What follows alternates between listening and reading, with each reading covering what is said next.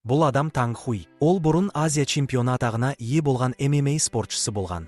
Бірақ бапкермен жанжалдасып, түрмеге түскеннен кейін мансабы күйреді. 43 жасында күн көру үшін құм өндіретін бизнес ашты. Сол түні құм жеткізіп бара жатқанда, жүк көлігі тас қақпанмен бөгелді. Қарақшылар екенін түсінген соң, өзін қорғауға дайындалды. Бірақ қарақшылар пайда болғанда, олардың бәрі балалар болып шықты. Ол бәріне қарсы тұра алмады. Кенеттен басынан таспен ұрып, есінен танып қалды. Келесі күні ауруханада емделіп болған соң, досы әрі жоба менеджері Фэнг келіп, қызметкерлердің 6 айдан бері жалақы алмағандықтан ереуілге шыққанын айтты. Соңғы кезде тапсырыстар сирек түсіп жатқандықтан, жағдай осылай жалғаса берсе, олар банкротқа ұшырауы мүмкін еді. Мұны естіген соң, бизнесін құтқару үшін ол бай бизнесмен болған ескі досы Цзин Фуге барып, ақша қарызға алмақ болды. Кездескенде ол бизнесіндегі қиындықтар туралы айтып берді. Цзин Фу оған, егер Хуй онымен бірге MMA клубын ашуға келіссе, ақша бере алатынын айтты. Ол бір бума ақша беріп, спорт саласындағы бизнес қарқынды өсіп келе жатқанын, егер инвестиция салынса, үлкен пайда табуға болатынын жеткізді. Хуйдың міндеті тек балаларды жинап, жаттықтыру,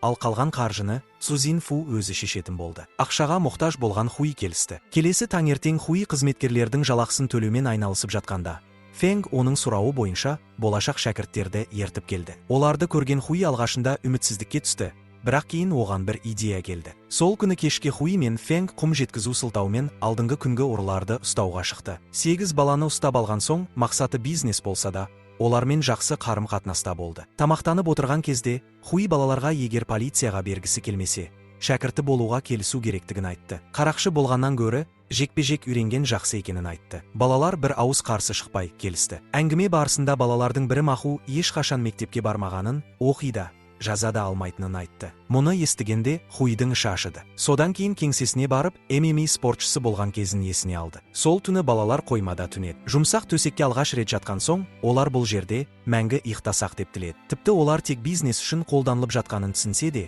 бәрібір ризашылық білдірді. Бір аптадан кейін, таңғы уақытта бәрі дайын болған соң, Хуй Цзин Фуды күтті. Бірақ сағаттар бойы күткеніне қарамастан, Цзин Фу келмеді. Телефон шалғанда, оның жалған дәрі сатқандықтан полицияға ұсталып кеткені белгілі болды. Түрмеде кездескенде, Хуй одан жауапкершілік алуды сұрады. Өйткені басқа ешкім қаржыландыра алмайды. Цзин Фу сабырмен барлық ақшасын полиция тартып алғанын айтты. Ештеңемен айналыспай, клубты таратып, балаларды тастап кету жақсырақ деді. Мұны балалар қабылдай алмады.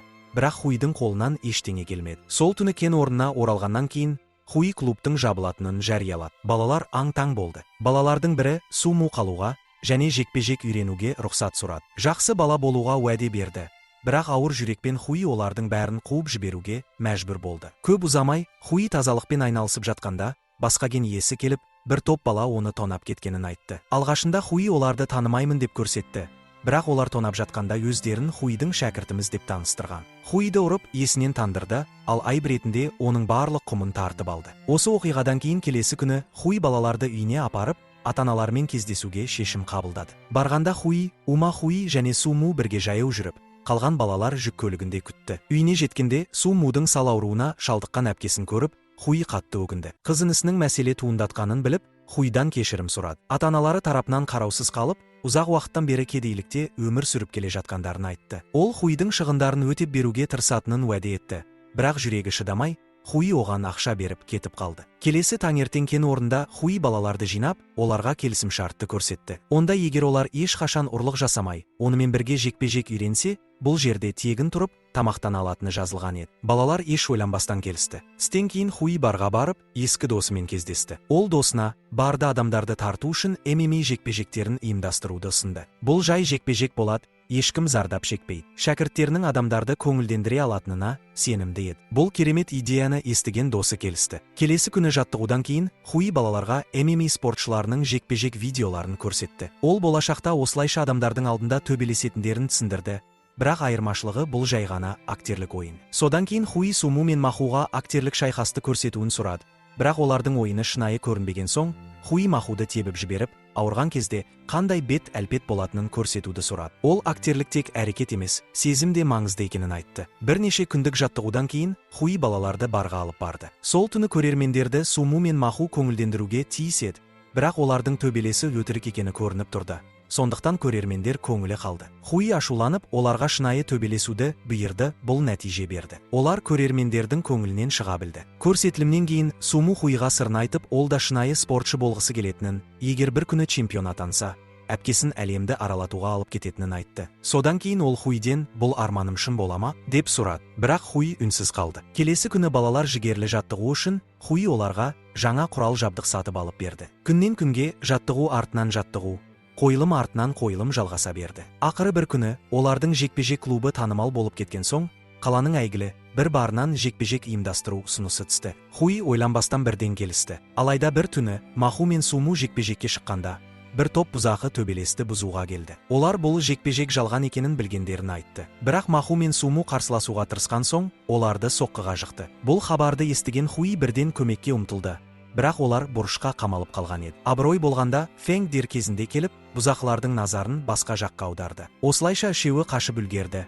Бірақ кейін полиция Фэнг пен бұзақыларды тұтқындады. Келесі күні Хуи түрмеге Фэнгке келді. Ол кешірім сұрап, Фэнгті босату үшін құжаттарды дереу реттейтінін уәде етті. Сондай-ақ өтірік әшкереленгендіктен оның бизнесі жабылғанын айтты. Балалардың болашағына алаңдаған Фэнг оларға шын мәнінде кәсіби спортшы болуға үйретуді ұсынды. Маху мен Сумуда қабілет бар, оның біреуі міндетті түрде жетістікке жететініне сенімді еді. Мұны естіген Хуи ойланып қалды. Келесі күні Хуи анасына баруға шешім қабылдады. Анасын көргенде жүрегі шымырлап кетті. Анасы оны тани алмады. Осы сәтте ол өзінің мансабы қалай күйрегенін еске алды. 10 жыл бұрын жарыста жеңіске жеткен соң, допинг қолданды деген айыппен жарыстан шеттетілді. Анасы әділеттілік сұрап, қайта тексеру жүргізуді өтінді. Себебі ұлының алдамағанына сенімді еді. Бірақ шешім өзгермеді. Ашуға булыққан Хуи өз бапкерін аяусыз ұрып тастады.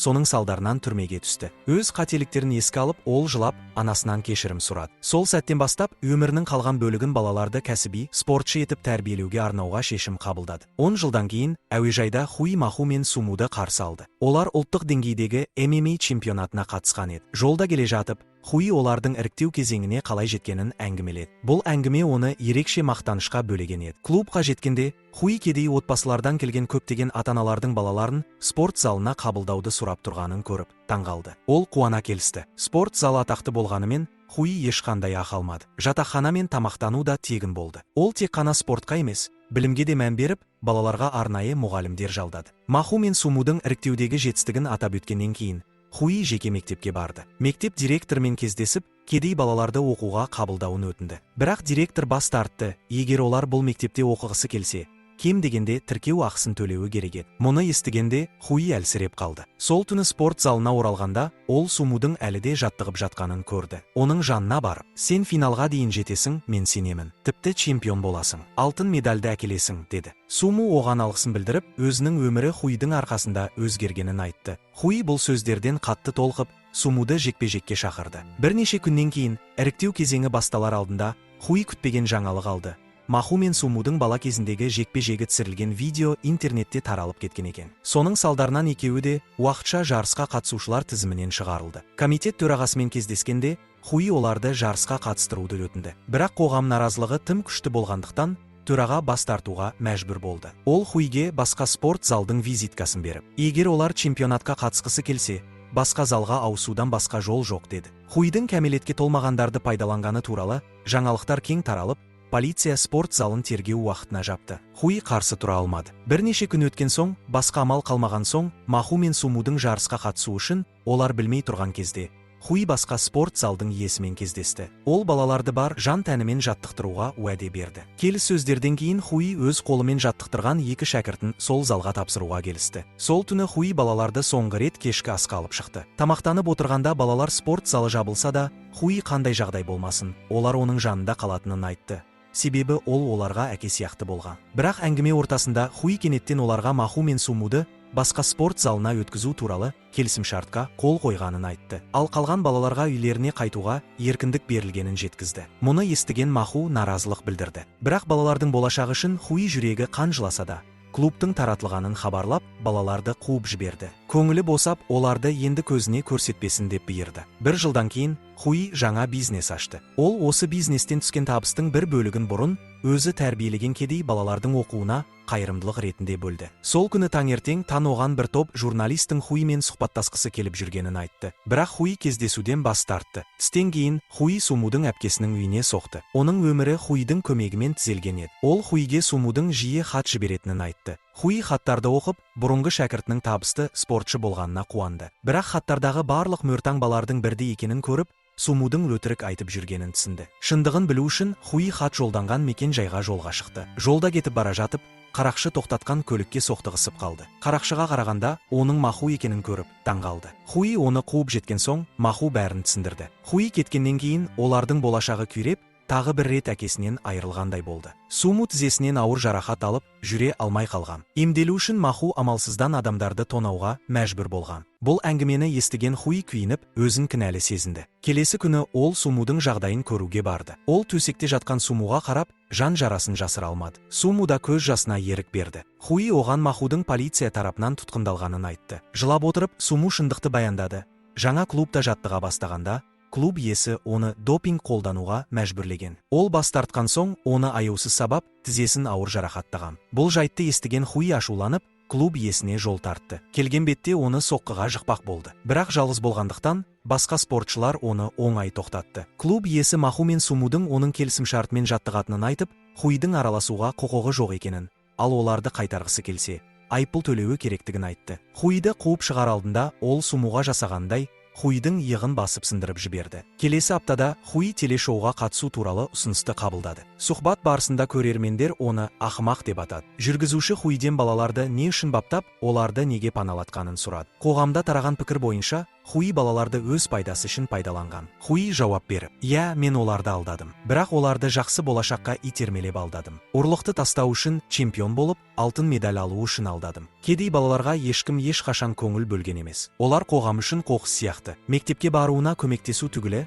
қарауға да ниет білдірмейді» деді. Оның бұл сөздерін естіген көрермендердің бәрі үнсіз ойға шомды. Сол уақытта ауруханада Суму операцияға дайындалып жатқан. Оның жанында Фэнг пен әпкесі болды. Олар Хуидің сұхбатын көріп, Суму көз жасын тие алмады. Бірнеше ай өтті. Суму операциядан кейін қалпына келіп, түрмедегі Махуға барды. Ағасының қайта жүріп жүргенін көргенде, Маху қатты қуанды. Суму оған Хуидің сұхбатынан кейін қоғам оларды қолдап, клуб пен арадағы келісімшартты бұзуға көмектескенін айтты. Клуб иесінің спортшыларды допингке итермелеген әрекеттері әшкере болып, клуб жабылды. Олар енді мүлде еркін болды, және бұрынғыдай Хуимен бірге бола алады. Жылап отырып, Маху Сумудан Хуиге чемпион бола алатынын дәлелдеуді сұрады. 2 жыл өтті. Суму көптеген жекпе-жектерден өтіп, әйгілі ММА жауынгеріне айналды. Сол күні ол бразилиялық әлем чемпионына қарсы шықты. Хуи мен Сумудың әпкесі де аренадан оны тамашалауға келді. Бірінші раунд басталды. Суму бірнеше рет соққы алып, бұрышқа қамалып қалды. Абырой болғанда, гонг соғылып, ол нокауттан аман қалды. Басқа жақта Фэнг теледидардан жекпе-жекті көріп отырса, түрмеде отырған Маху радиодан тыңдап отырды. Екеуі де Суму қарсыласына төтеп бере алама деп алаңдады. Суму шаршады, берілгісі келді. Бірақ сол сәтте ол Хуидің өзін осы жерге дейін жеткізген сәттерін есіне алды. Раундтың аяқталуына 30 секунд қалғанда, Суму қарсыластың қыспағынан шығып, бар күшін салып, оны нокаутпен жеңді. Суму техникалық нокаутпен жеңіске жетті. Алыстан қарап тұрған Хуи ерекше мақтанышпен күлімсіреді. Бұрын болашағы жоқ, көшеде өскен бұл кедей бала енді әлем чемпионы еді. Кейін Суму аренадан шығып, сигарын тарта бастады.